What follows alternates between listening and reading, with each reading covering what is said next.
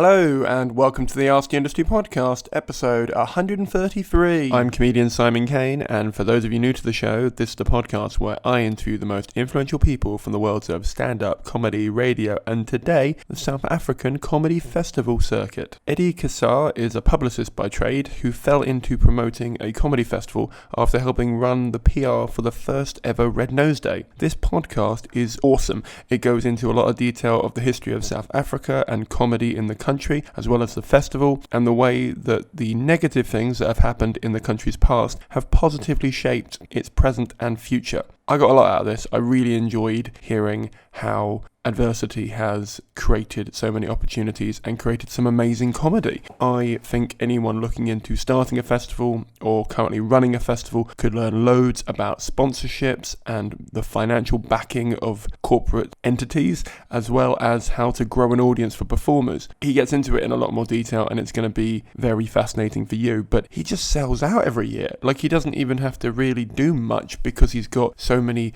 promotion sponsors and corporate sponsors and is so embedded in the zeitgeist of that city that he just runs it. He just has to go around booking it, which obviously is a lot of work, but what a beautiful thing to not have to worry about. Ticket sales are the most frustrating part of shows as far as I'm concerned, and to know you're going to sell out every year, to know that the festival could expand by a day every year and it would still go well, it's a really inspiring podcast to listen to. I'm still in quarantine and I'm guessing you are as well too, given that the entire circuit has come to a standstill in every area of the arts. As a result, I have zero money coming in from shows and I am still having to cancel festivals a few months ahead of time. As a result, I would love it if you had some money, if you could donate it my way. There is a coffee link, which essentially means you can give me like $3 or $4, I can't remember what it is, for a cup of coffee. Unfortunately, I can't go out and actually buy a cup of coffee, but you can give me that amount of money just through their donation system. You can also give me a one-off via PayPal, or you can become a patron from $1, which means you get these episodes ad-free and ahead of other people. Do you think this episode's worth $1 or 80p? I think it is. I think it's worth more than that, but at the moment, if that is what you can give, that is what you can give.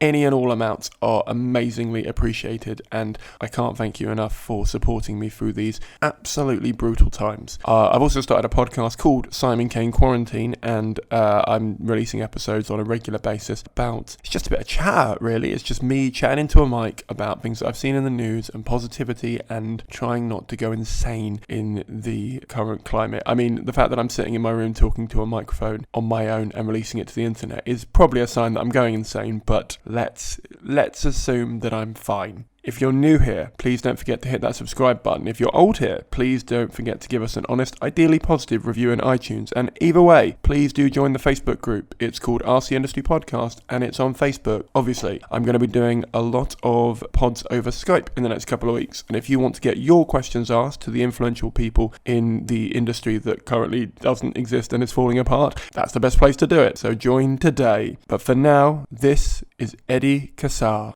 I'm a publicist by trade, and I was fortunate to publicise a jazz festival at our National Arts Festival in the late 80s, early 90s. And the National Arts Festival is called the Grahamstown Festival. It was politically very important because it was almost left alone. This is during apartheid years, by the security police, and basically a lot of theatre was anti-establishment and anti-apartheid theatre, and it became a hotbed for anti-apartheid theatre. There was a very strong jazz festival that was created by a colleague of mine who asked me to publicise it, and it used to be sponsored by Smirnoff for the vodka people. In the early 90s, there were two comedians at the festival. Now, this festival in the African context is large. In the international context, it's not that big. But there must have been 500 shows a day, possibly. There were two comedians, so-called comedians, and both of them used their stage as anti-establishment, anti-apartheid messaging. One of them was a very famous guy by the name of Peter Dirk Ace. He's terribly famous back home. He's a man in his 70s. And dedicated his life to satire. And the other one was a musician, come musical theatre expert by the name of David Kramer, who highlighted the ills of apartheid through musical theatre. And that was in the early 90s. We became a new country in 1994. And in 1995, there were 22 stand-ups at the festival. And I saw in my mind's eye that we should be showcasing these folk. I tried to convince Smirnoff to give me money to put on a comedy festival. And it took me 3 years, but in 1997, the first comedy festival in South Africa was held over, I think it was then 3 weeks, and I was bowled over by the response. It has grown and evolved over that period of time into the country's largest comedy festival, obviously the oldest.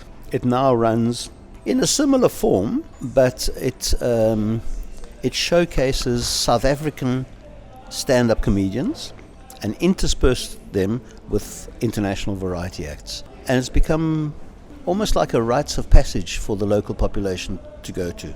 And that is what we now call the Cape Town Funny Festival. That's the answer. How's the scene? How's the comedy scene? And other festivals? There are other festivals. In all the centres, in Johannesburg, in Durban, in Bloemfontein, there are others in Cape Town, but not as long and, might I say, not as successful as the Cape Town Funny Festival. However, what has also happened is that apartheid was a terrible thing over many reasons. But one of the major things was that it made South Africa feel that it wasn't part of Africa. So result is we were unaware that there were other countries north of us. The beautiful thing of cultural association is that festivals have been created, or maybe were there beforehand, in Zimbabwe, in Rwanda. Kigali is the capital of Rwanda, has a fantastic theatre festival.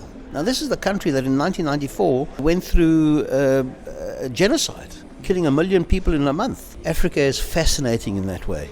How do we stand in the rest of the continent? I have no real idea, but as far as the country goes, we're a leader in the field. Well, so many questions off that. Yeah. So let's start with, okay, so Smirnoff as a sponsor. Yeah. And the government impact on comedy as an art form in the country. How many comedians were there when you started doing the festival? 2 to 22. 22. Sorry, there were 22. This is the jazz. Yes. At the Grahamstown Festival. Correct, so there were 22 comedians. Yeah. How many of them were using it as a political platform at that point? Do you mainly have political comedians, or is it? No, we have both. Okay. But at that time, everything was. The country started discovering its own people. Yeah. Because apartheid was very successful in keeping people apart on all levels, from schooling to beaches to buses to everything. We started to discover each other, and a lot of the comedy was laughing at each other, yep. And discovering that black folks do this, so-called coloured folks do this, Asian folks do this, and white folks do that, and laugh at each other. It was. It's still done up to a point, and very cleverly done up to a point. And how many of those people embraced comedy? Most of them. Embraced politics? Most of them, because we discovered that there were other people with with similar thoughts. So it was a lovely time in South Africa. This period of transition, and diversity breeds good comedy. Of course. Yeah. And I don't want to go all the way and rush 30 years forward, or 20 odd years forward, but the situation in the country, the diversity of the country, and the history of the country, the history of colonialism, and this breaking of borders and people discovering each other. If you put a witty person, intelligent, smart, elegant, into a situation like that, you're going to find a Trevor Noah. And that's where he comes from. And he's been on our show many times, and we've worked together since the early 2000s. I had nothing to do with his development at all. Right. We were just enablers. The festival enabled him to get a bigger audience, and at the end of the day, it's all him. It's no one else. Stand-up comedy is exactly that. It's about you. Exactly. It's a terribly difficult art form. I think good festivals raise up good voices. I genuinely feel like, in particular, I love the Edinburgh Festival, but I feel like that's something it could be doing more of. I feel like they stay too impartial and they're not involved, whereas I find localised festivals, like this one, like Perth and stuff, really, really try and build up the local scene as well as bring in people. And it sounds like that's something. I mean, we were talking about your competition yesterday to try and find the next Trevor Noah. Well, that's as an art form that has its basis in language and in talking and the spoken word. Storytelling amongst African heritage is hugely important. Yeah, completely. Because that's how history. They didn't used to write the stuff down. Your father used to tell you because his father told him, and that tradition is still very strong. Good storytellers usually make good comedians. Yeah. Firstly, secondly, is that what we do back home, African folk have embraced stand-up comedy, and the stand-up comedy scene is basically the top 15 comics in the country are mostly African. 90% of them are African. Firstly, secondly, is that we got into contact with folk who run comedy clubs, the so-called townships. It was a fabulous eye-opener for me because I partnered three of these guys. One guy has won a UNESCO prize for converting tin shacks into theatres. That's amazing. And he goes to the established theatres in town, opens up their storerooms, gets the old sound desks, the old lights, and anything else, and old seats and whatever, and brings them into the township and creates theatre in the township. Now these places exist, and they're doing Pilates in the morning, supervised homework in the afternoon, and flamenco in the evening. Besides having stand-up comedy shows and whatever. It's fascinating to see. And besides you, there are goats running around, and it's super interesting. Yeah. I partnered with these guys at the taxi ranks and in taxis and on the vernacular radio stations. We promoted that we're looking for new comics. Do you want to get into this industry? And the prize being a 3-minute spot on the Cape Town Funny Festival. It was magnificent what came out, and we've learnt along the way that a lot of these young guys, even though they're urbanized and even though they speak better English than you and I, are performing in the vernacular, which is their market. Yeah. And there's some colleagues of mine, some comics up north that are filling 8,000 seater stadiums for comedy in the vernacular. The populace has embraced stand-up comedy. So we run this competition, and I've done it for 3 years now, 5 years now, and I think 4 of the 5 guys people that have won the award, are still performing stand-up, which is wonderful. Or copywriters, or. Completely. I'm just trying to paint a picture of the whole of the country in relation to the festival within governmental policies, because like you said, that's obviously been a big impact. And I wondered, because we spoke a lot before yesterday about sponsors and how they've impacted the festival. I think what's really interesting is Smirnoff is not a brand that I would personally associate with one that would take a risk on a comedy festival in a country like South Africa, if I'm being blunt. And you said it took 3 years. How hard was it? I mean, what was the process like of trying to convince them to? Could you have done it without a sponsor, for example? No. Definitely not. Well, let's talk about that. So how? Definitely not. Unlike the rest of the Western world, or the world that I travel to, the UK and Europe and Australia now. Take Australia. We at Adelaide Fringe at the moment. I haven't seen poor people at all, and poor people in my country are poor. In other words, that Trevor Noah can, in his book, there are nights that he goes to bed without eating. So, result is that this country doesn't know poor people. Everybody seems to be of a certain class that can lead a normal life and pay their bills, etc., etc. In our country, there are 58 million people. The government has to house them, feed, create hospitals, create schools, So there is a very, very small history of sponsoring the arts through government. So it falls on commerce to pick up that slack. Our media are very good at promoting stuff like new festivals, the arts, and this, that, whatever. So result is that it was a natural for Smirnoff to get involved with something that hold it, this is new, this is cool, this is going to work. And they lived with me for 7 years and did extremely well. I learned in that time what sponsors are looking for.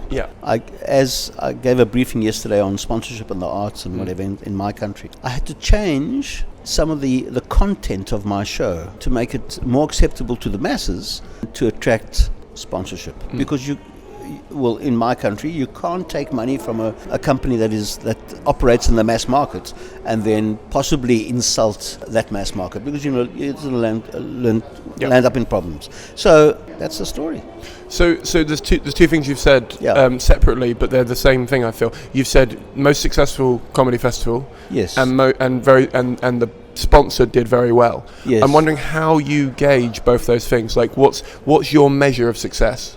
Okay, measure of success as far as the public goes are bums on seats. Bums on seats. And okay. for the last 6 years, we get 700 people a night for 30 shows, 21,000 people, and that's exactly what happens. It's a very popular festival. Okay. Firstly, so it sells out. It sells out. Yeah, correct. And can I ask, is that repeat people? Is that new people? Like how? I did the research a couple of years ago, 2018, and 40% of the people had been to 2 to 5 of my festivals. Okay. And 90% of the people said they'd come back again next year, even not knowing the bill. Yep. So that's a question I'll come back to. Yeah. But okay, so how do you measure the sponsors? So and the sponsors is that we work in increments of 3 years. If they sign a game for 3 years, it's working for them. But Jive is a cool drink. It's a flavored. They've got different flavors, and it's winter. June, July is Southern Hemisphere winter. That's when I am in, for numerous reasons. They bring in. It took me a couple of years to convince them to use the sponsorship. But what their ad agency came up with was, let's make another flavor and call it the funny flavor. And so that's what they did. And that tastes totally different, looks totally different, and is specific to the festival and carries the festival's logo, etc., etc. And so, if they're spending money in developing that, obviously it's working.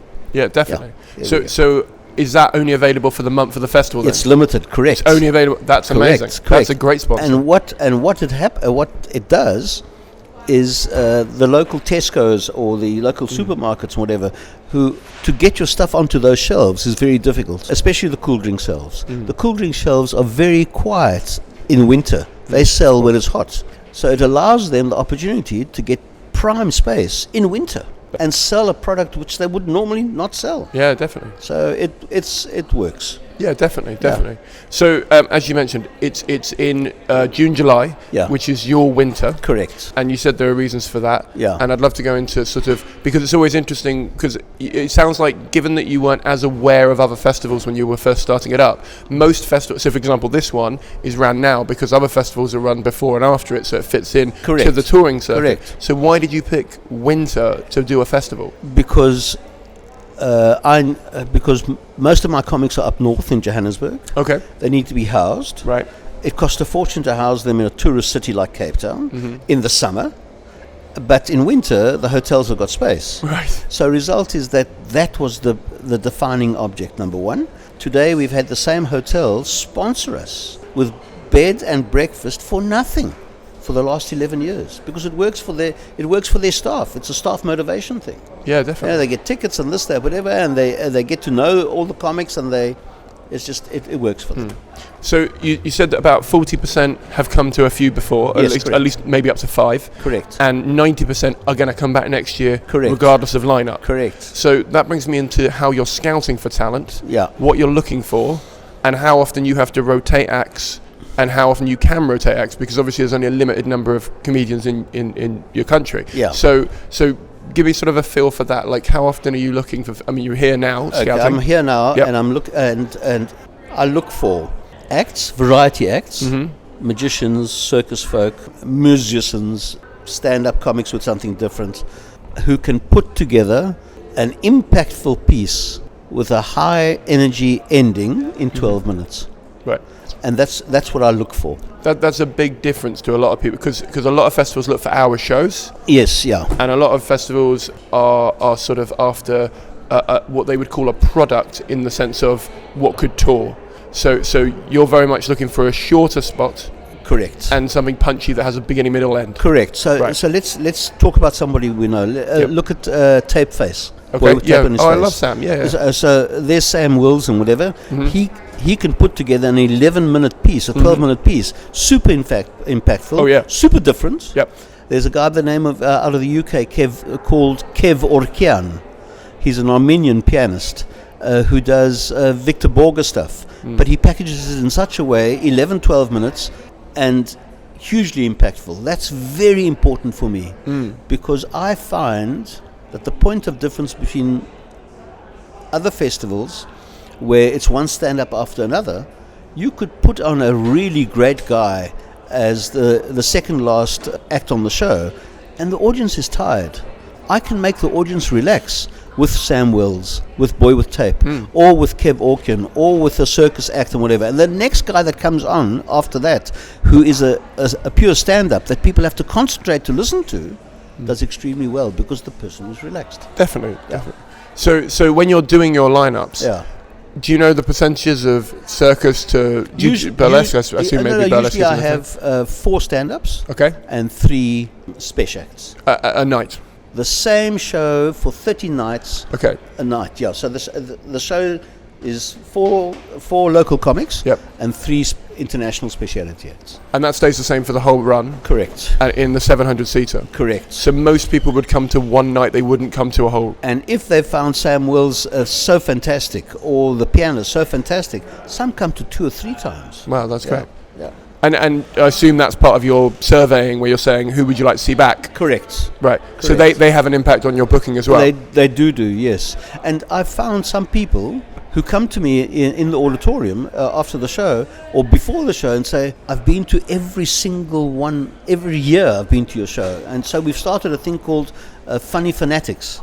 And we talk to them throughout the year. They know that I'm in Adelaide at the moment, what I'm looking for, etc. And we converse throughout the year. And telling them what I'm going to try and put on, etc., etc. So it sounds like, because a lot of festival founders are not as hands-on as you are. Yeah. So it sounds like they know who you are. Yeah, they do. Right. They do. Yeah. So are you part of the branding, if you like? I'm not. Okay. I'm not. However, because my audience don't know the special acts that I bring in. They know the local comedians. They don't know the special acts I bring in. And I sell tickets 5 months before we open. My logo has become very powerful in the sense that they see my logo, the Cape Town Funny Festival, and hold it, we better book. And we have built up, because of its clean content, we've built up many corporate clients who buy full houses, and there's a discount structure that I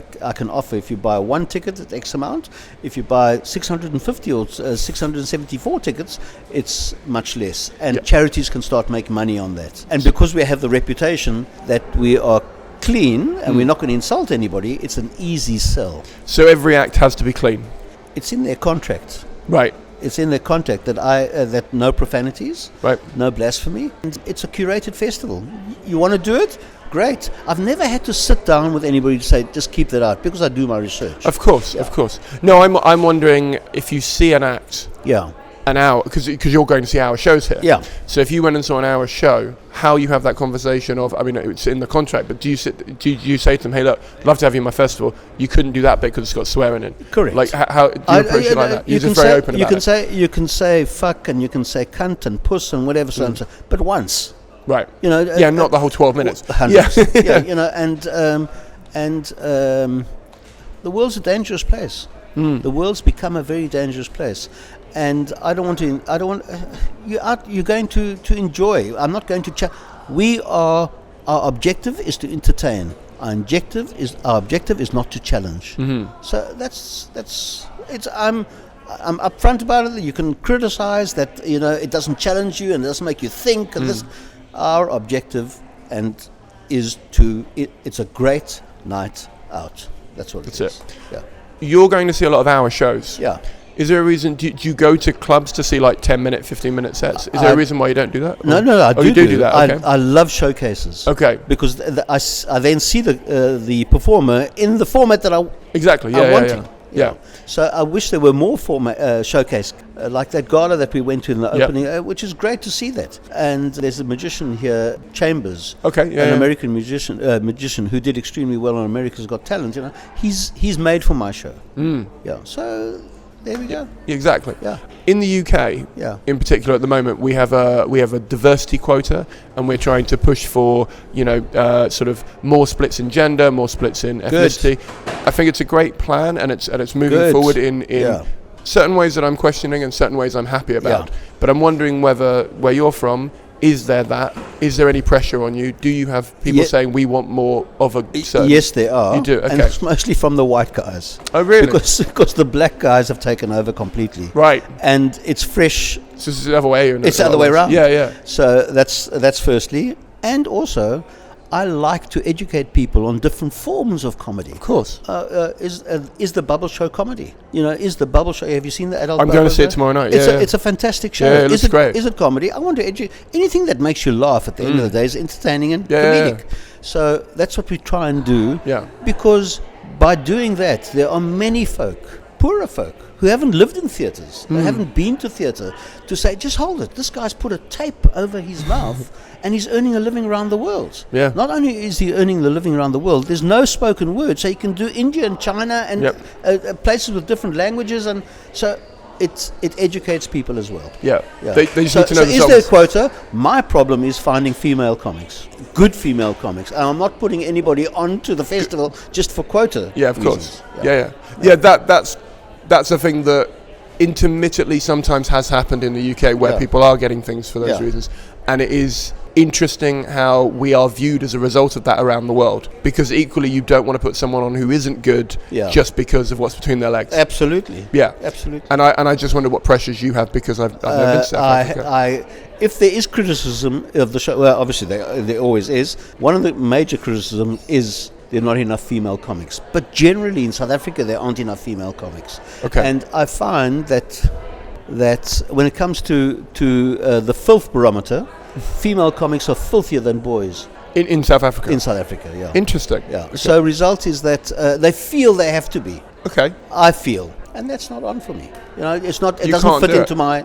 That's the difference between an open access and a curated festival. I got a call yesterday from a colleague of mine who told me, "Oh, you should see this girl's act that I saw. This guy saw the other day, and this whatever. She's fantastic. I hadn't looked at her in the past because she does a whole lot of sexual stuff and whatever.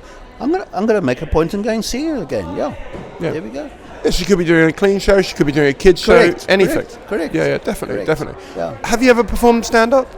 Me? Yeah. Never. Never. No, I'm petrified of the stage. Okay. Totally petrified. I'm only interested because a lot of stand-ups in the UK start their own festival in their hometown. Yes, yeah. And I was curious as to whether, because you obviously run a PR agency. Yes, correct. And I'm curious as to whether, you feel it might have gone a different way if you had performed or if you were a performer. Possibly. And whether PR... Possibly. And whether being a PR has really informed the sponsorship side. If I look back on this festival, the strength of the success of this festival is in its foundation. Yeah. That its foundation, as far as marketing goes and publicity goes and sponsorship goes, was very strongly done. And I think that has stood the test of time. Yep. Artistically, literally, there's a comic in Johannesburg that says, they call my show Eddy's show. Eddy's festival. Oh, he puts on comics that he likes and then comes every night. And that's basically very true.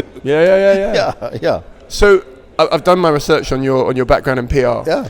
And I think the most interesting one for this conversation is that you were involved in the first ever Red Nose Day. Yes, I was. Yes.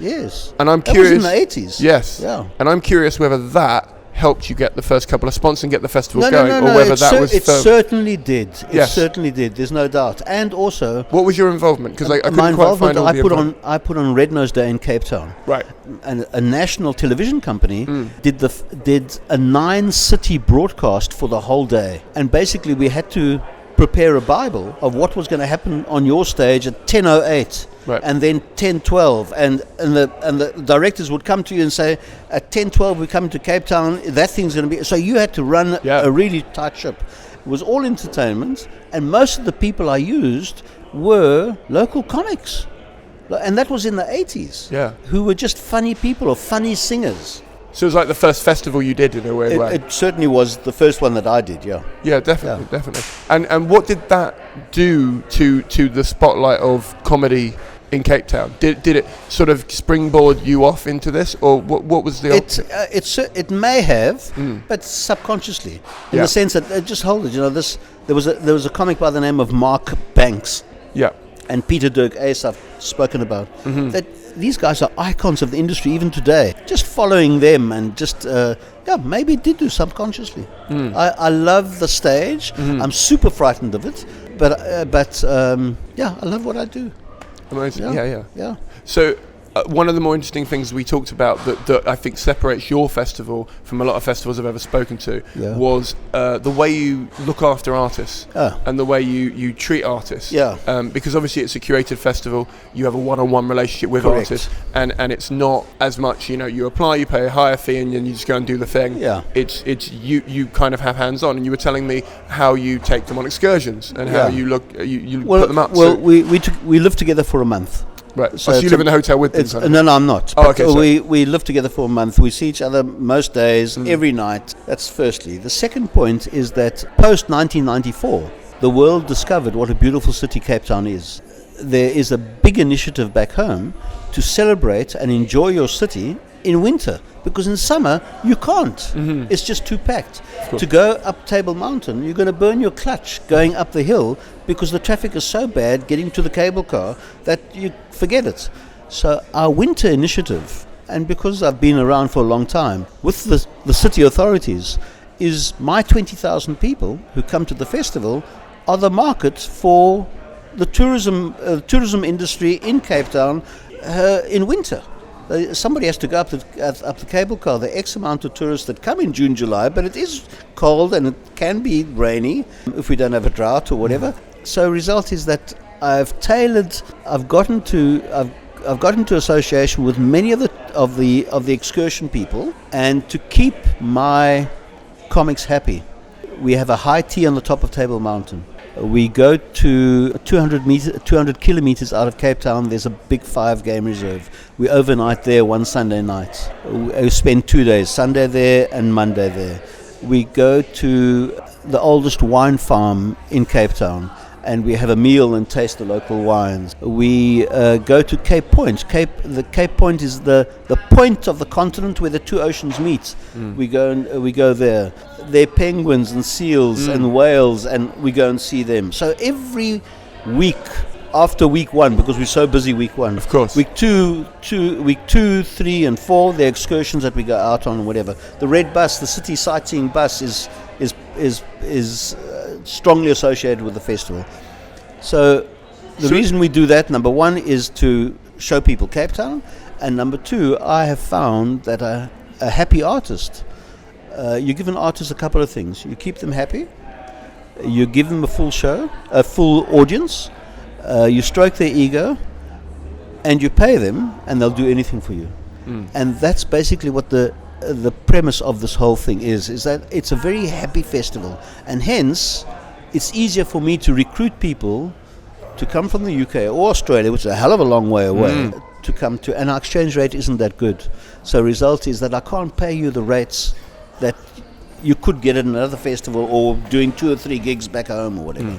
Hello, let's take a break from this pod. But how interesting and amazing is this episode? I love it when a episode comes along in an area of the industry that is just different. It's just really interesting and different, and such a exciting breath of fresh air to hear how the festival takes place, where it takes part, the narrative and the structure of how they put together the show, people, and how the people and the audiences take to that, and how it works and how differently it works out in another country. I love this sort of thing, because the amount of times I apply for a festival and they're like, cool, do you have an hour show? And I'm like, yeah, and that's it. That's the structure. You do an hour or you do nothing, or you might do a split, but that's it. Whereas to do a showcase gala as a festival, what a cool idea. I'm loving it. I gotta eat, so here comes a short word from our advertiser.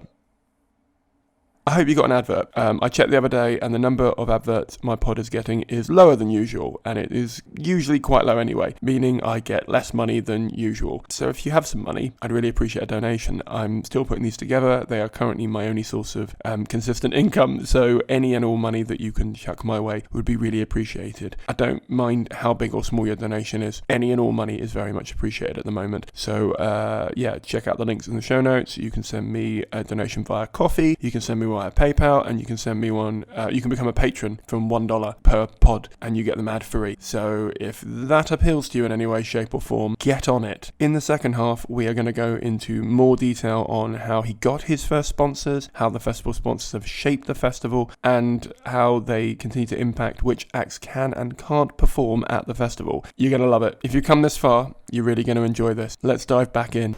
Yeah, it's making up for that, and in many ways it sounds like, I don't want to say it's like a holiday, but essentially there's no promotion on the act. They don't have to do any flyering or ticket sales or anything like that. No. It's all on you, but it's always full. Yeah. And so they just turn up, do their 12 minutes, and then the rest of the day is their own, or they can come on excursions. Well done. Exactly that. And the hotels on the beach. Yeah. Yeah.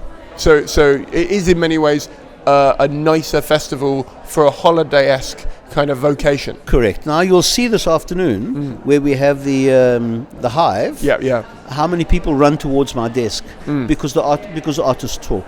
Yes. They do all the festivals. Oh, yeah. They're here in Adelaide. That's why I emailed it. And they talk. They're talking to each other and whatever. They say, what do you do this year? I did this. Oh, and I went to Cape Town. And we've become a bit of a blue chip festival for artists to do. Yeah. Which is great. Because equally, even though your exchange rate's lower, to get into sort of businessy numbers on this, you also do less stage time as a result. You do maximum 12 minutes, except the MC's got longer. Yeah, so you would be paid less anyway as a result of doing sort of less time? No. No? Okay. No. There's like a flat rate? Yes, there's a flat rate, and obviously if you're a huge profile person, there's a better rate, etc., etc. Yeah. That's how most festivals work. Yeah. And that's it. Yeah. Trevor Noah would get more than... Trevor Noah would get more. Trevor Noah took, I think, 6 or 7 months to cash my checks. Really? Yeah. Because he's just busy.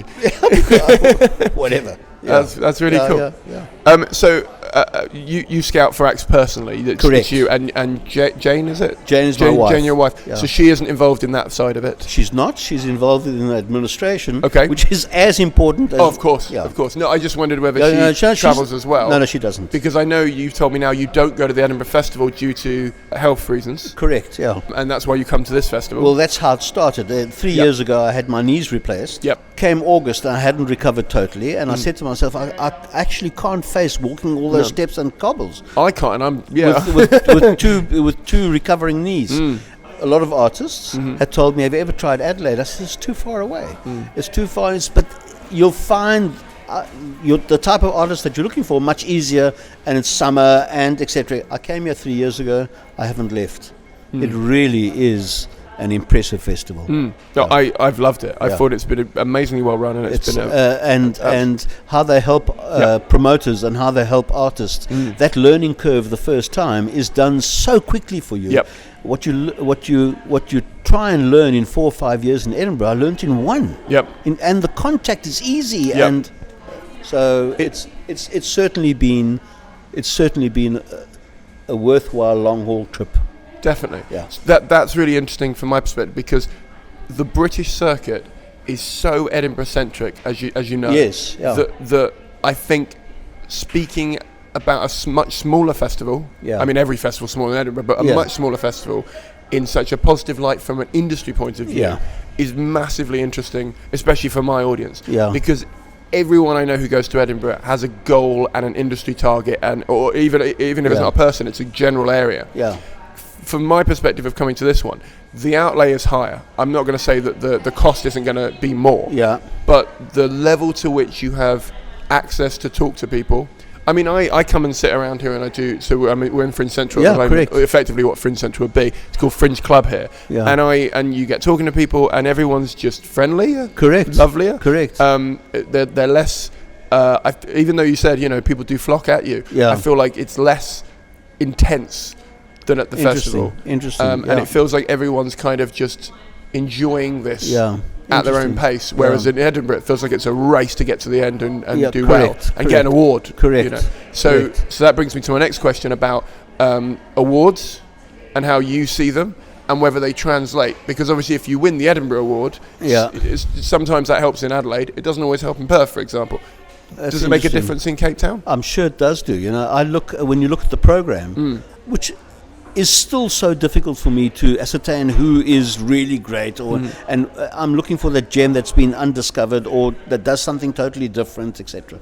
Oh, sorry, can I ask, do you mean undiscovered for Cape Town or undiscovered generally? Generally. Okay, fine. Generally. Because I'm imagining that, you know, Tapeface might not have ever been covered in Cape Town when you brought him over, but he was doing Britain's Got Talent and he's getting bigger and bigger. Except that we got hold of him before that. Oh, okay. Paul Zerden as well. I just loved his work, and before I think he came over in 2010. So before he made it great or whatever. Yeah. So and I meant it in the, do you know, Searching for Sugar Man, the film? Yeah, of course. Yeah, I mean it in that way. A friend of mine was the searcher. Oh, was he? Yes. Amazing. Stephen Seegerman. Yeah. Yes. Yeah. So that's what I meant in that way. Yeah. Is it a Searching for Sugar Man type situation where you're looking for someone who hasn't been discovered here? So much so, there was a comic. Do you know Earl Oaken? I do, yes. Yeah. I love him. He, the sexiest guitarist. Yeah. I brought him over. Oh, amazing. Numerous times. Yeah. And he was fascinated. And he was fascinated with Searching for Sugar Man. Yeah. And I introduced him to Stephen Seegerman, who runs a record shop. Yeah, a record shop in Cape Town.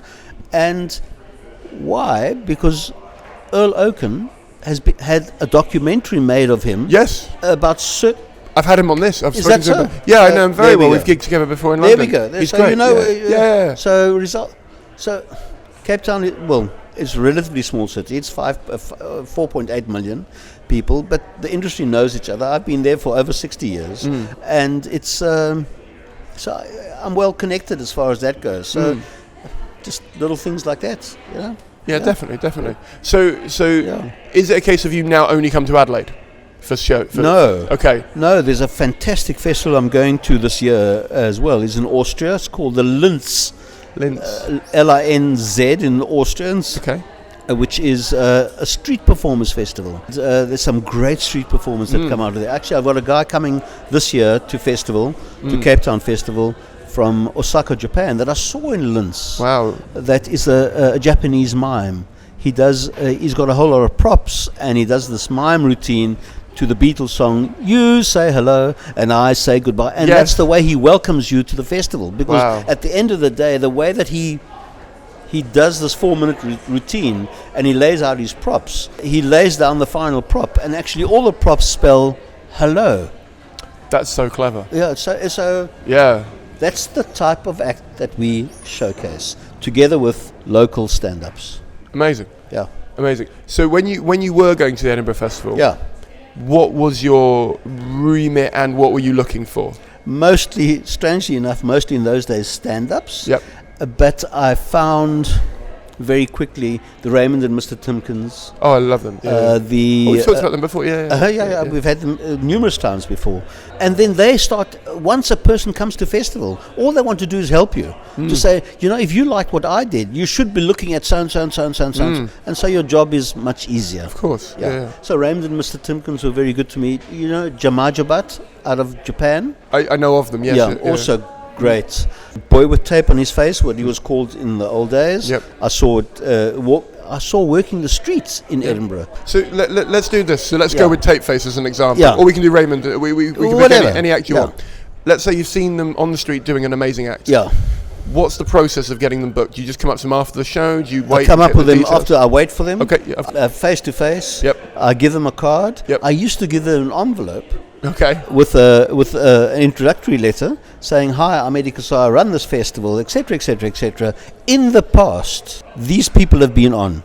Please feel free to contact them," because I found that I just want to be open and so they know who they're dealing with, and they can phone them, their agents or whatever, just what you know about Eddy and Cape Town and this, that, whatever, and give them and they feel a bit more confident. And That's the story. I don't give that letter anymore for some reason because people know the festival. Yeah, it's sort of like everybody speaks to one another. You know, the Raymond and Mr. Timkins and this and that and whatever.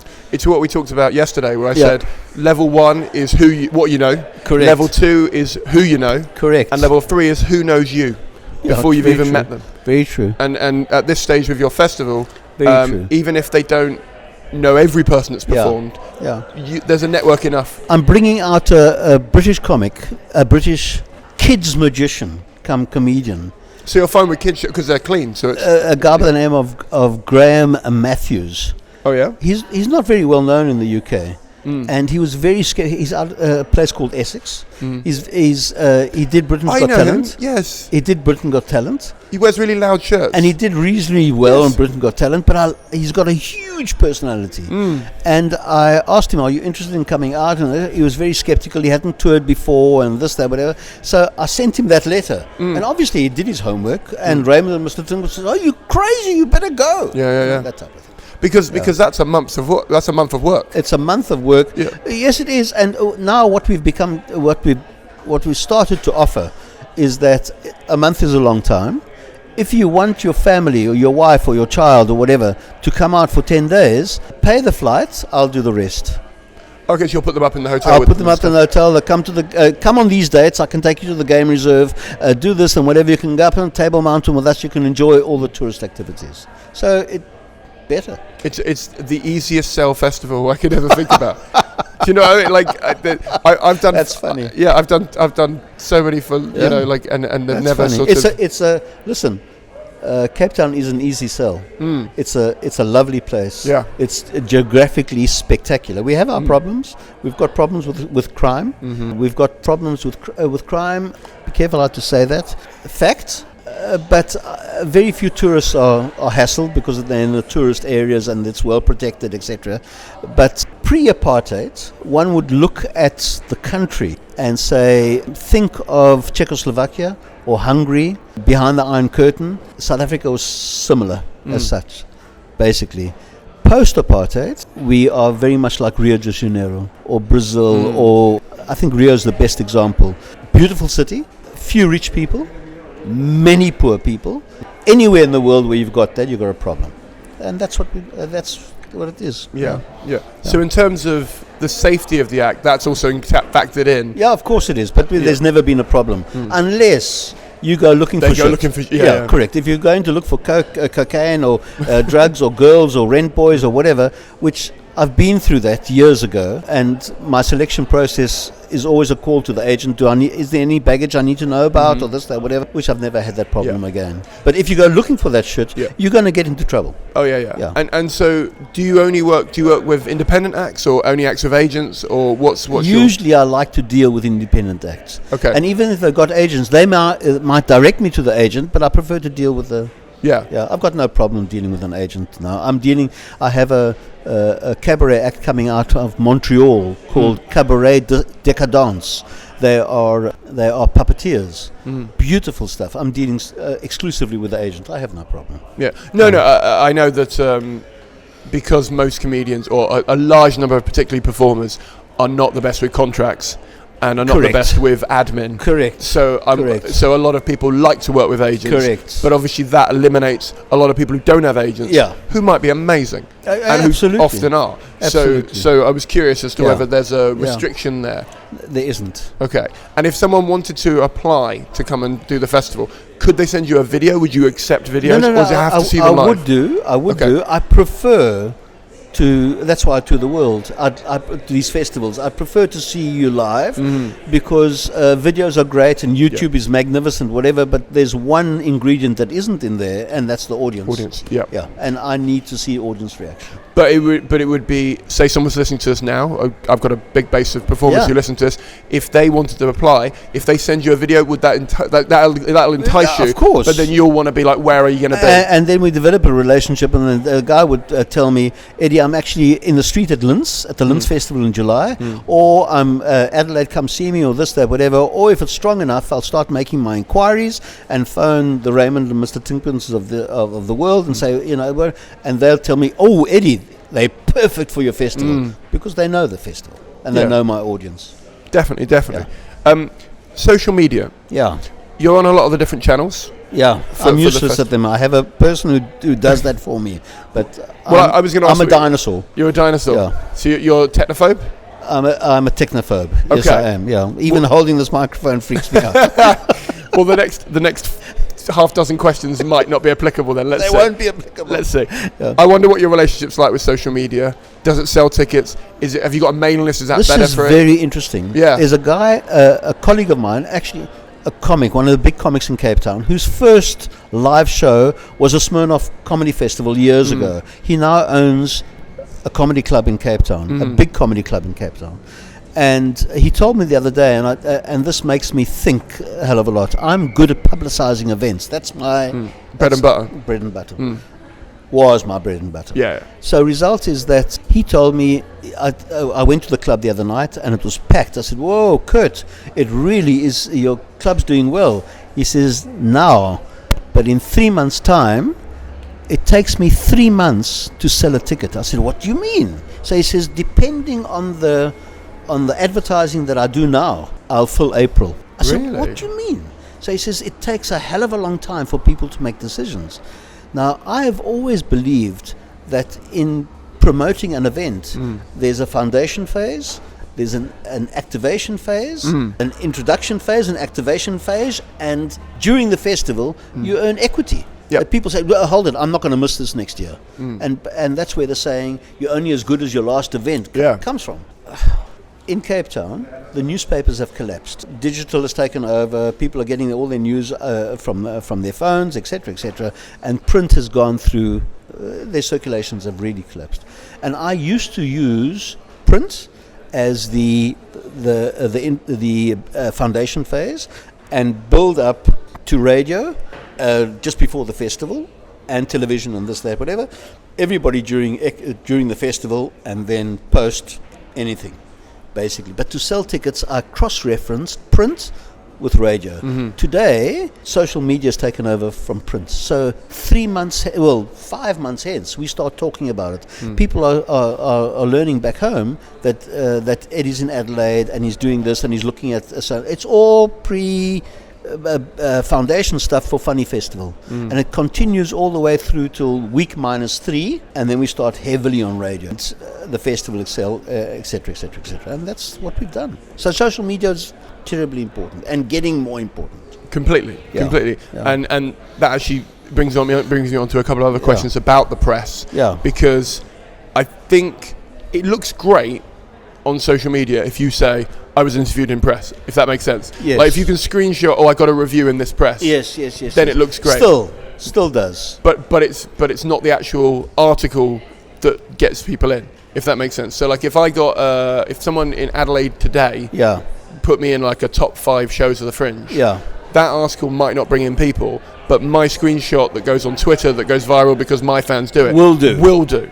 Very true. So with being someone who isn't really into social media and isn't really doing that, you're investing into it by getting someone else to do that for you. Exactly. We have an agency that does our social media for us. Right. And actually, just 2 weeks before I came here, we went through the whole plan for Festival 2020 and what we're doing, how we're doing it, etc. So, on Instagram, on Twitter, on Facebook, we're active and people know about it. And publicity works in a very strange way, that every single thing that you say about festival lends to its building, lends to its foundation. The more you can be out there and talk to people on different channels, the better. Obviously, the better. Definitely. It's just when you open yourself up to that, you obviously have a lot more admin of answering questions as well. Correct. And so my thinking is, what platforms work in Cape Town? Like, is it like Facebook sells tickets, but Instagram's where they chat to you? Like, what are the... Both those two. Oh, okay. So no Twitter. Twitter's smaller. Yep. But certainly Instagram and Facebook. Okay. Yeah. Okay. Yeah. Facebook, because over the last number of years, we've built up a hell of a lot of followers on Facebook, and Instagram is getting there. But those two are very, very important for us. For your business, yeah. So, and you mentioned clubs in Cape Town. Yes. And the circuit there. Yeah. And I assume from the sounds of it, you've got a very good relationship with the club circuit. Yes, obviously. Oh, sorry, no, go on. Yeah, no, we there's one club that produces comedy 7 nights a week and has for the last 5 years or 7 years or whatever, and it does it very well.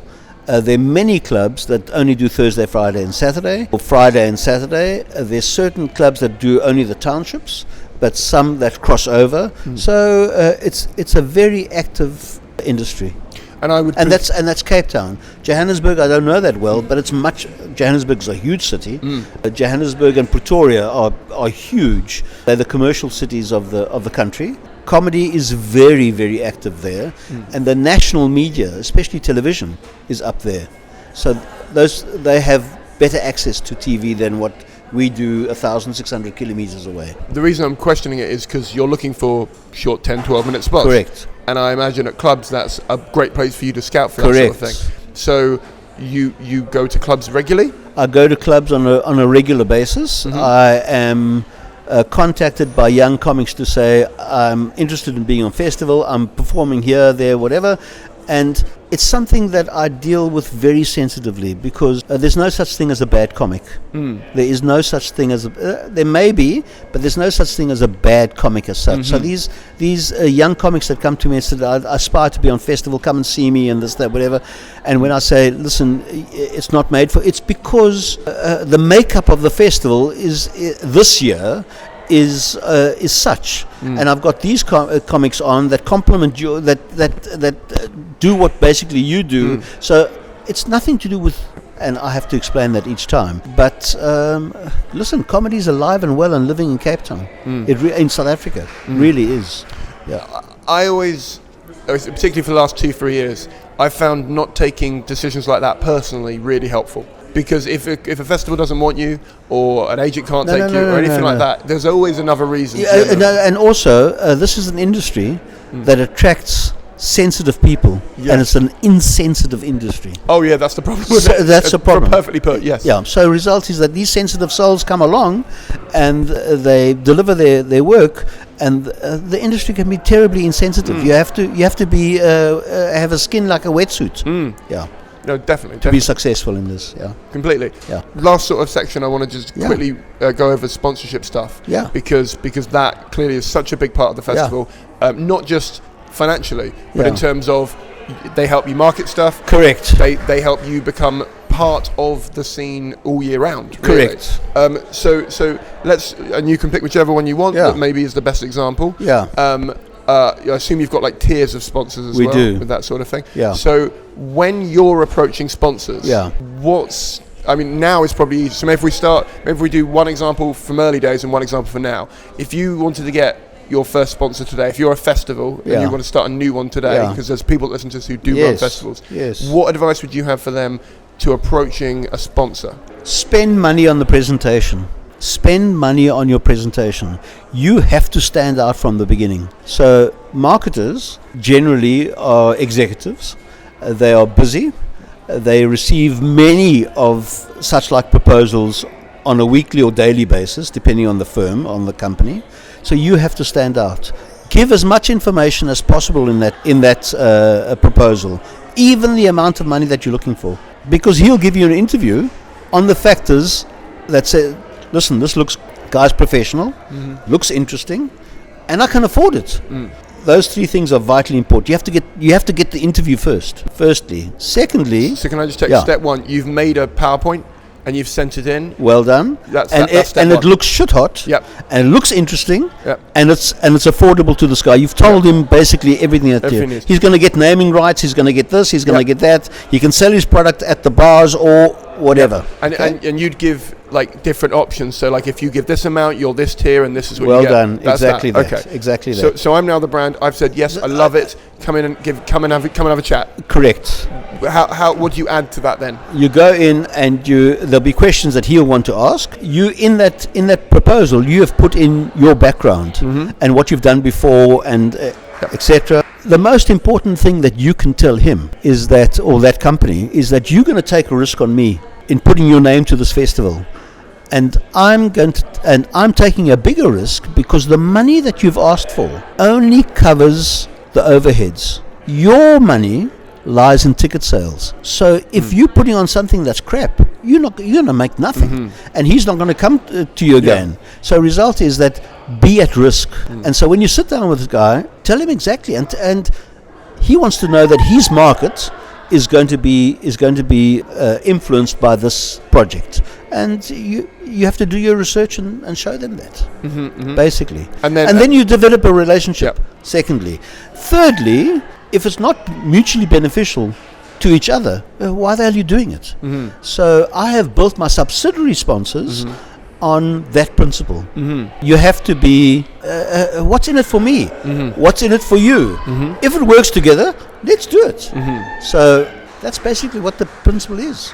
So let's your first 3 sponsors, right, so we'll say after Smirnoff, what did you approached them, what was the reason you thought they would work with the festival? Because I needed accommodation. Okay. So you approached the hotel. Well done. An individual hotel or a chain? An individual hotel. And I hate dealing, this is a personal thing, I hate dealing with products that are controlled by a board. Okay. A board of executives and whatever. There's some young upstart who's joined the board, and he said, "What's this thing we're doing in Cape Town? Comedy? Waste of money." And with a stroke of a pen, the sponsorship stopped for somebody who doesn't know its impact. So I like dealing with self-made companies that are still run by the owner. And the hotel is such, and Jive, the cool drink, is identical to that. Okay, So, firstly, and then secondly, those were, and then the radio station. The radio station, who I found critical to, and the print sponsor, both of them came. So I can guarantee my sponsor print coverage, pre, during, and post. And I can guarantee my radio sponsor, and you tell the marketer, I'm taking your money, but in the budget, I'm spending print advertising, I'm spending radio advertising. That you've made a deal with the radio station and the print is a different story. That I pay you 1 for 1, but you're giving me 10. So that's the way it's built. But his sponsorship is covered in before you've even started the festival. And that's the model it's built on. It's a sort of the way you do it, at least, because I know other sponsors do it slightly a different way. The way you do it is more, you've got a quality product, so by association it's building up their quality product. Over time that will happen. Yes. Over time that happens. Yes. If you're successful. Yes. Otherwise, and somehow all the work that I've done since we started in 87 as Eddy Cassar Public Relations, tenure and continuation have been key to my success. In other words, very seldom do sponsors leave me, which is a good sign. Definitely. Yeah. So what have been the biggest mistakes you've made or learnt from in terms of sponsors? Question. That's a difficult question. Possibly not doing your homework enough. As in on the brand itself? On the brand itself, right. Not learning, being a bit silly. My wife tells me that I'm too hasty. Right. When I get an idea, I like to run with it, and I should possibly think a bit more. But what have I learned? I've learned that the longer the tentacles of a sponsorship grow into the community, the less likely you are to lose that sponsorship, because there's too much to lose. And I get my sponsors on all levels to try and work together. Okay. So result is that Barron's Volkswagen give me cars. And I find during the year that Barron's and the City Sightseeing Red Bus are doing a promotion together because they met at my... Oh, that's great. Yeah. That's great. Or the Game Reserve and Barron's Volkswagen are doing a competition together. Come and service your car during the month of September, and when you come and pick it up, open the cubby hole, and then maybe you could win tickets to the Game Reserve. So they start working together. So I know that relationship is magnificent. You're the hub of those brands. Well done. Yeah. And at this stage, forgive me if I'm wrong, you can go, when you pitch, when you have your presentation, you can say, here are some examples of things that have come out of this. Exactly that. And do you want to be part of my network? Not just a sponsorship there. And not only that, I before I came here, back in Cape Town, we did our first marketing workshop with all my sponsors, 40 people.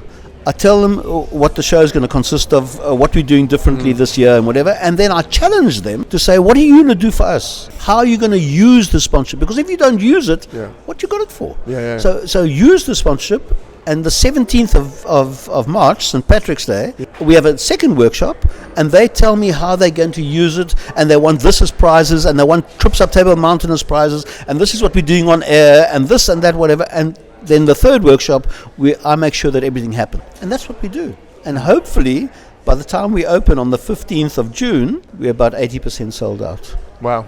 That's the history over the last couple of years. That's what's happened. Because a lot of corporates, it's their winter. It's their Christmas night. Well, they're equivalent of their Christmas. That's genius. Yeah, so that's what we do.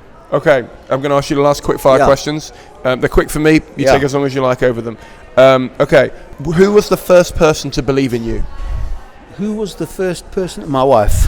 Your wife? She said, do it. Go do it. Do it. So you came to her with the idea for the festival? Because I've got a big mouth and I talk a lot, and she's my sounding board, and she's totally opposite to me, and she said I would go to that. Okay. What is one unpopular opinion you have about the comedy industry? One unpopular thing. I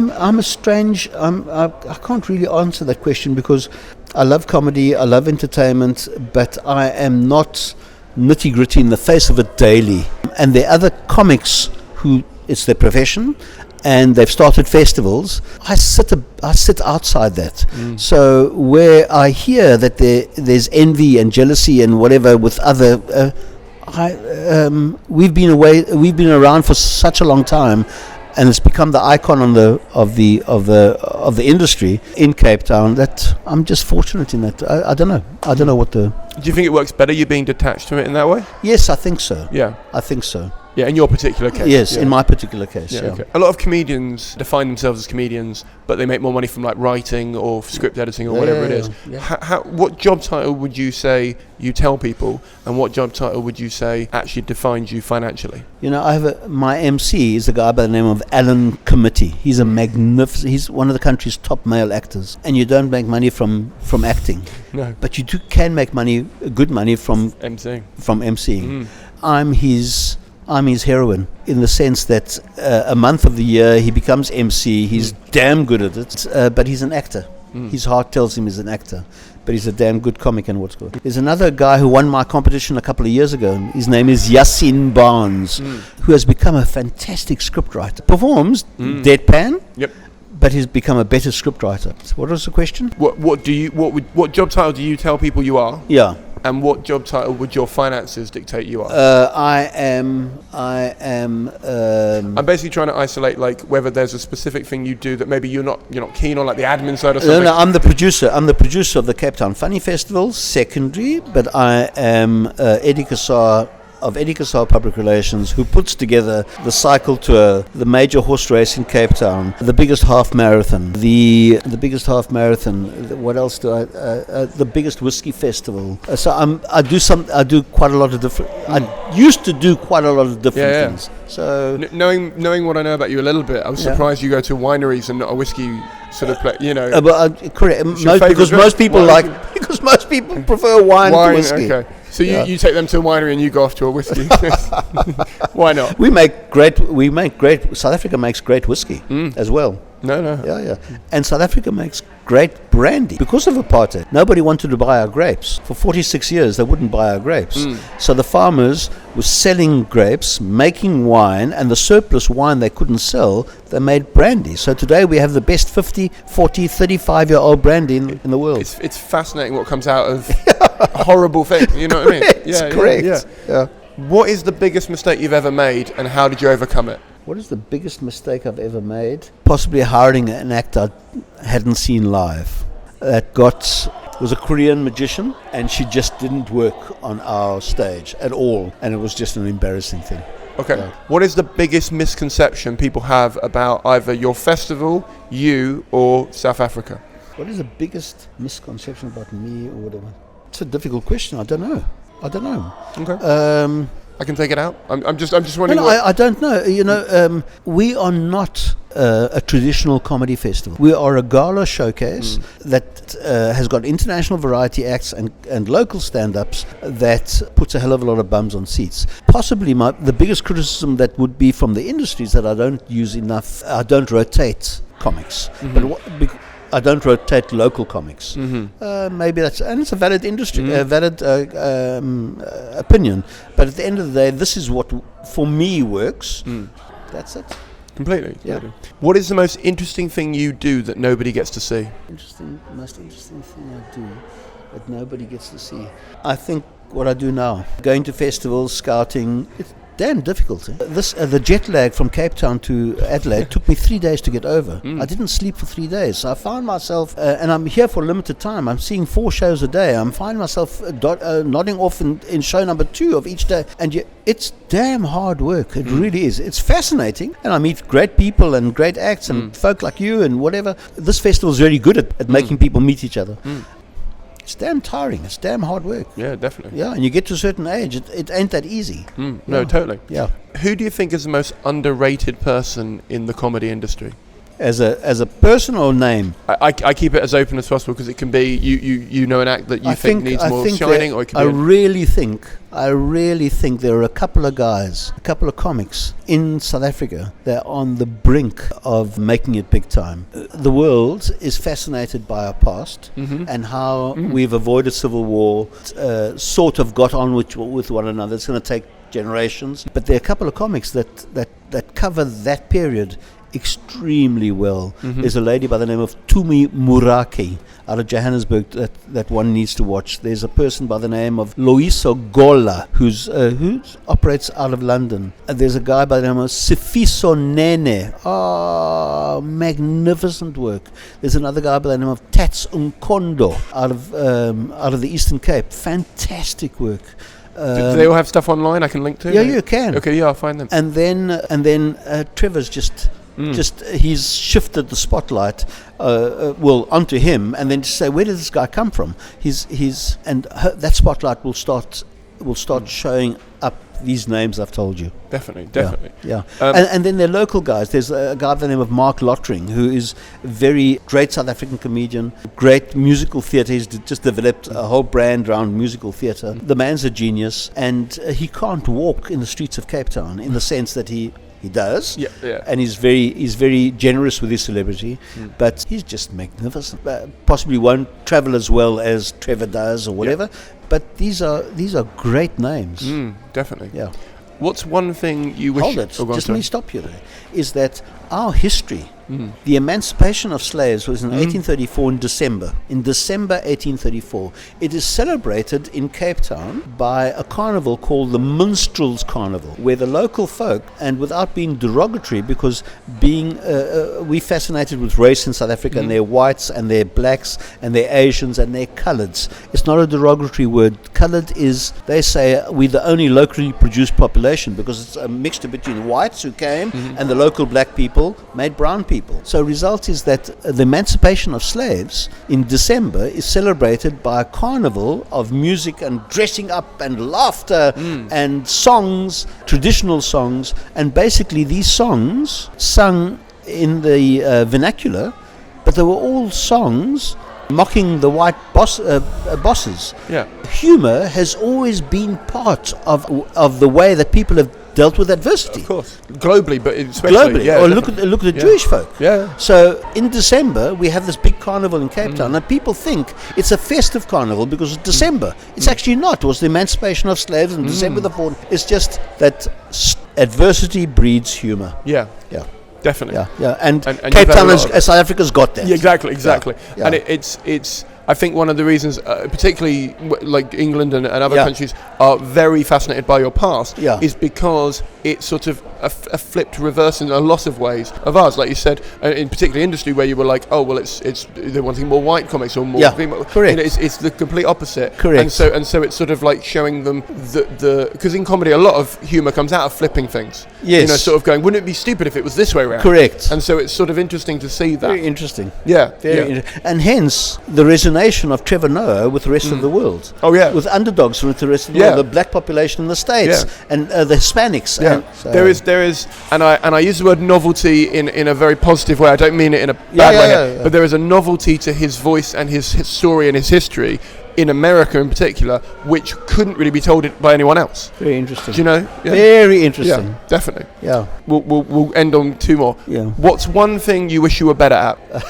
Thank God I've got a wife who's a fantastic financier in finance and admin, because I can do it, but I'm not good at it. Yeah, same. That's it. I hate it. I think I like crossing things off lists. That's it. But I'm not very good at it. I'll tell you, I'm going to do one last extra one because I want to know your answer to this. What is one disadvantage of being you? The success for me has come late in life. I would have loved to have done an Adelaide or an Edinburgh in Cape Town. And so what is the disadvantage to my age? Okay. I think everyone would have liked to start 10 years sooner. Correct. Yeah, exactly. Correct. Exactly. And have the knowledge that we have. Yeah, now, but younger. Definitely. And the confidence that you bring to sponsors on this level, all that nonsense, which takes time. It does. Yeah, definitely. What's one bit of advice you would give to anyone who wants to apply to your festival? Don't be upset if I say no. Okay. You go into a file, and it's not file 13 that I always look at. Yeah. When thinking of future festivals, and just go back to the 12 minutes of high impact, funny, something totally different is what I'm looking at when I talk about international variety. Amazing. This has been an absolute pleasure. Thank you so much for coming on. Thanks, Simon. That was Eddy. Hearing about how South Africa's past, including apartheid, has impacted their present, and out of it has come some real positives, including outstanding comedy that really punches up, was fantastic and really interesting and really made my day when I was out in Australia. I loved learning about the festival and I found the structure of it really interesting. Imagine doing 10 to 12 minutes a night and then getting taken around a ton of exciting and interesting tourists and landmarks during the day. And then having your hotel sorted as well, right on the beach. Imagine that being the festival you do rather than having to run around and fly for hours. What a beautiful concept and idea that really puts performers first, and just it was amazing. I really found it an interesting thing to dive into and hear how it became such an important part of the zeitgeist of the country, but also in Cape Town. I can only dream of doing that because I am not family friendly, and I can also only dream of it because I'm in quarantine, and I'm sure you are too. How are you doing? Not going insane? I hope that everything's fine at your end. If you would like to drop me a line and chat about anything to do with the podcast, my email is in the show notes, and you can send me through some suggested guests. I'm going to be doing a bunch of podcasts over Skype in the next couple of weeks, and if you would like to get your questions asked to the influential people, then you can do that via the Facebook group.